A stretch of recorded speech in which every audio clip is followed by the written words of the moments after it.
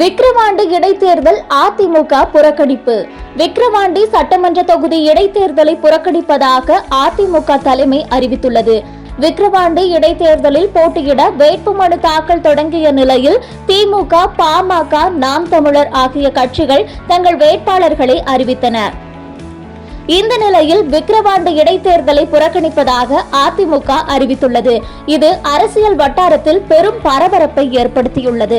நாடாளுமன்ற தேர்தலில் தமிழகத்தில் வாக்கு சதவீதம் குறைந்த நிலையில் இந்த தேர்தலில் அதிமுக போட்டியிடவில்லையோ என அரசியல் விமர்சகர்கள் கேள்வி எழுப்பினர். இது குறித்து அதிமுக பொதுச் செயலாளர் எடப்பாடி பழனிசாமி ஒரு அறிக்கை வெளியிட்டுள்ளார். அதில் சட்டம் ஒழுங்கு சீர்கெட்டுள்ள நிர்வாக திறனற்ற அராஜக விடியா திமுக ஆட்சியில் 10/7/2024 அன்று நடைபெறவுள்ள விக்கிரவாண்டி சட்டமன்ற தொகுதிக்கான இடைத்தேர்தலை கழகம் புறக்கணித்துள்ளது என்று தெரிவித்துள்ளார்.